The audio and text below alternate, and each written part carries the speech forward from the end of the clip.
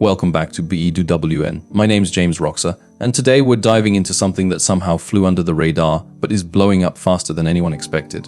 Predator Badlands just made a move that has the entire sci-fi community arguing, panicking, and low-key celebrating, all at the same time.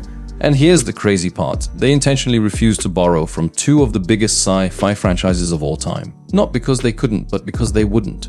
Why? That's the mystery. And once you hear the reason, it changes how you see this whole project.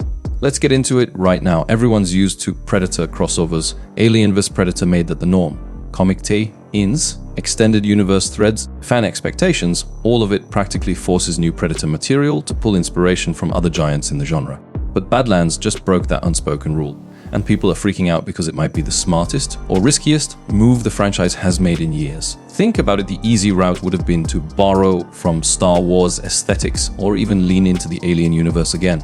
Drop a familiar reference, tease a connection, use set design, weapons, lore nods, something. But nope, the creators straight up avoided mirroring either of them, and not by accident, they made it a rule. Now here's where it gets wild. Most people assume big sci-fi stories grow stronger by linking to established giants. Shared universes, Easter eggs, cameos. It's the shortcut to attention, fandom, and clickbait headlines. But Predator Badlands isn't playing by that game. Instead of chasing hype, they're chasing identity.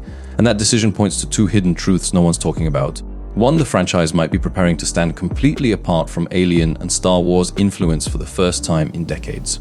Two, there's a bigger plan here, and it's got nothing to do with nostalgia. Because deep down, the writers know something the audience doesn't. The Predator works best when it's alien to everything, even its own genre. But here's the twist, people are already speculating which franchises Badlands stayed away from. But trust me, it's not random. They avoided two specific giants for two very specific reasons, and I'm about to break those down in a way no one else has. But before we go there, if you're the kind of person who actually, when it's original sci-fi projects, to take risks instead of remixing familiar material, then do yourself a favor and hit that subscribe button right now. Because we're the only channel that calls this stuff out when it happens, instead of waiting for Twitter to explain the plot 6 months later. Alright, let's talk about the first franchise, Predator. Badlands deliberately said no to, and why refusing to borrow from it may have just saved the series from total collapse. And the second one. That one's even more controversial, because rejecting it might kill a massive fan theory that's been floating around for years. I'm about to expose both, along with the secret reason the creators drew that line in the sand. But first, let me hit you with something nobody's asking. What happens when a franchise refuses to evolve by imitation and tries to evolve by subtraction instead?